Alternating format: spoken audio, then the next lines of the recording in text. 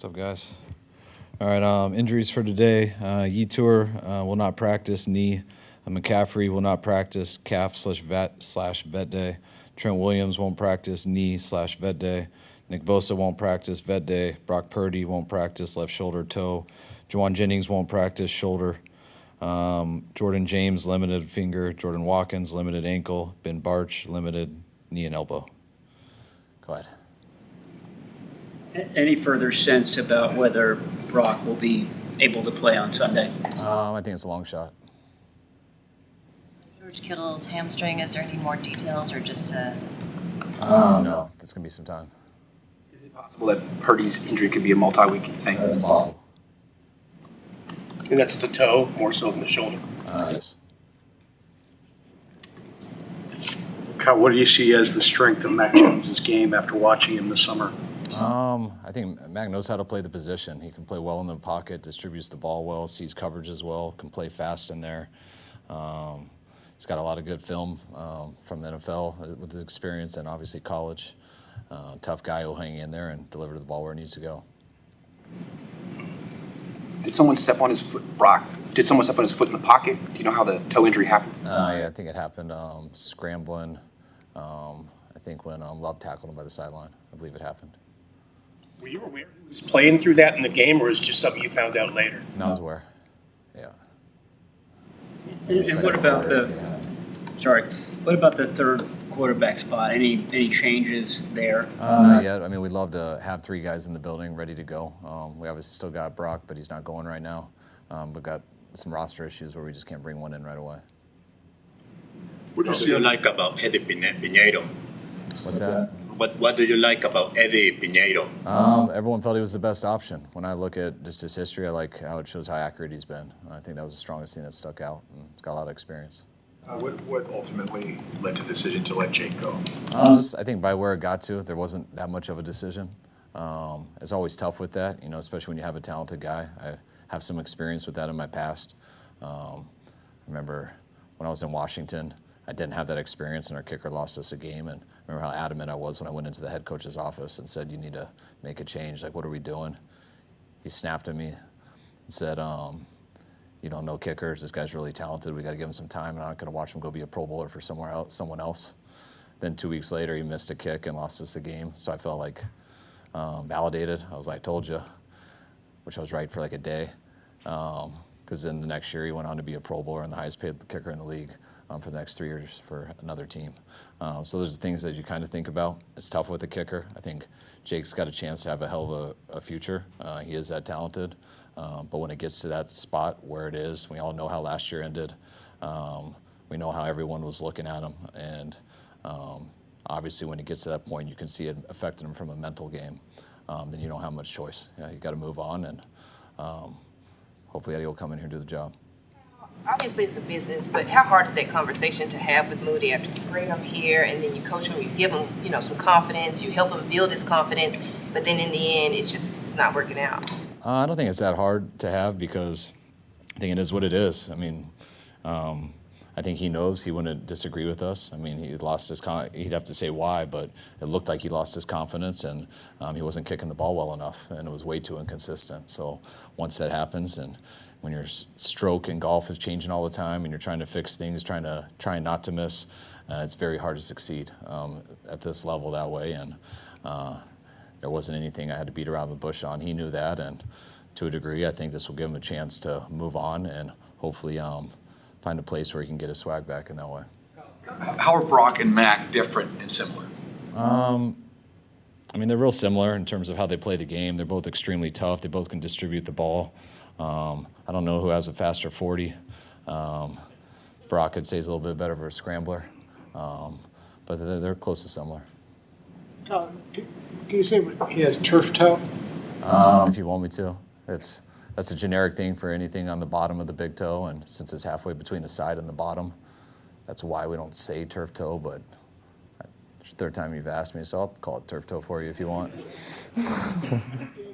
A lot of medical. What's that? You've gained a lot of medical knowledge since Friday. Really, I just prepare for you, so I memorize something before I come in and hope it'll not lead to a fifth question about his big toe that You want to call it turf toe? That's kind of turf This was toe. my first Brock Purdy toe question for I the, thought you did it on a phone call. well, go check the transcript. I feel like I can tell by your tone. It was you. Is it, what foot is it on? Is it the big toe? That I don't have to say. I have to say the shoulder, but not the toe. Coach, you looked at Jawan Jennings' shoulder, which yeah. How quickly can Kendrick Bourne get involved in the offense? I mean, it always takes time. I mean, I know he's been here, but when that's 5 years ago or whatever it is, he's been in a lot of different stuff, and we've changed a lot of stuff, so it takes time. You hope to ease him in and put him in there when it's totally the right time. We'll see if we have that option. He played with Mac Jones for 3 years, help at all? I mean, I think not totally. I mean, it's good that it doesn't hurt. I mean, Mac's got a feel for KB and stuff like that, but it's not a big deal since it's such a new offense right now for him. Is it also a long shot being that the CT scan came back good, the MRI came back good? I'm guessing it's just pain he's feeling? I mean, I'm not going to put anything on it. He's got a chance to play, and hopefully he will. What did you see from New Orleans over the weekend? I saw a team that had every chance to win that game. I mean, they had it within 2 scores for a while. I saw a defense that was really hard to get in the end zone on. I saw special teams that blocked the field goal, that rushes the kicks very well, that has 2 returners who, one was a Pro Bowler last year and scored a couple times, guys who can score on teams. And then I saw an offense and a quarterback who drove him down all the way down on the last play where I thought they had a drop on the last play that would at least tied it up to go to overtime or go for 2 for the win. So I saw a team that's very capable of being 1-0. It was their first time together, and saw some guys that I remember from the past, but looked like a New Orleans football team. I know you've gone short stretches without George Kittle before, but 4 games I think will be the longest since he's been here. How daunting is that to lose a guy like that for 4 games? It's a challenge. I mean, once you know what it is, I mean, you kind of get out of your head and move on and try to work with what you got. You know, I think it's harder when guys miss 4 games and they always got a chance, and then because you're always planning on it, and then it's different. So we know we don't have him for 4 weeks, and it'll be a challenge for everybody. I mean, you don't replace George in the run game, and you definitely don't replace him in the pass game. So it'll be a challenge for everybody. Kendrick Bourne, I remember you once comparing him to your son in a very positive way. Does he still have that personality? I don't know. I think my son was like 9. He was 9 then. I think they've both grown up a little. All right. It's been a while since we've seen Robert in this building. What did you make of his defense on Sunday? It's a lot different than the last time we saw him here. I mean, it was what I expected, just talking to him and what we've seen throughout the practices and everything. But, I mean, I love having Sullivan back. Feel very fortunate for that. I know our players love him, and I thought he did a hell of a job on Sunday. What do you see from the O-line on Sunday, and how big a challenge do the Saints present them this week? I thought our O-line played well on Sunday. I mean, there's things I'd like to have back. You know, they pressured us a ton of times. We had to throw hot a number of times. But it's going to be a huge challenge this week, too. They got a number of good players. Hopefully we keep getting better. When it comes to that, I mean, I'm asking it kind of in relation to Moody being part of the 2023 draft, but the 2022-23 drafts, I would say probably you guys wouldn't say were your best. You didn't have a first-round pick. You did get Purdy. But were there any takeaways that you guys, I know you do deep dives on everything, were there any takeaways from those 2 drafts that you've applied to these next 2? I can't think at all. I don't even know what years you're talking about right now. I'm thinking of totally about New Orleans, so I'm not really ready to answer that question. We apply things from every draft, good ones, bad ones. So I can't want to have a specific for you right now. More worried about New Orleans and turf toe. I will, for sure. What did you make of Brandon Staley's defense from New Orleans last week? It looked real good. I mean, they're a problem. Does a lot of things. Coaches them real well. Looked like they were picking it up fast, and thought they made it real hard on Arizona throughout all 4 quarters. No targets for Marquez Valdez-Scantling or Russell Page in that last game. Was that just a product of the play and how they developed, or is it just getting them up? I think everything. Targets, we don't really predetermine targets unless you give a receiver a screen or a handoff. Everything else has to do with coverages and their opportunities, so sometimes they'll have better luck than others. Well, Juice was saying that he's been splitting time between fullback and tight end meetings more this year than he has in the past.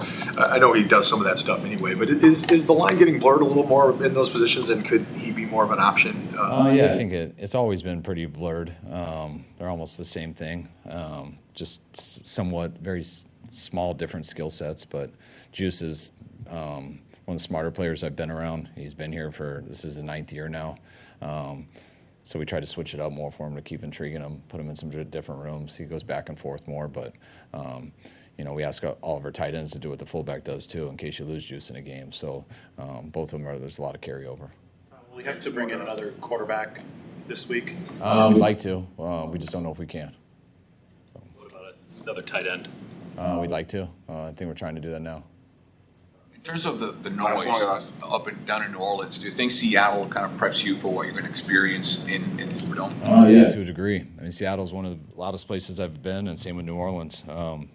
Last time we were there, 2020 COVID year, I kind of blacked out, so I don't remember that. But 2019, I do, and that was the loudest game I've ever been in, that shootout. So preparing for that and hope to make it quieter.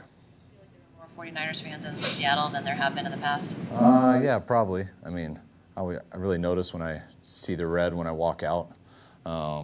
After that, I don't see much off the field though, but it was cool to hear them walking off the field. I heard them a lot louder than other fans. All right, guys. Locker room. Thanks, guys. Thank you.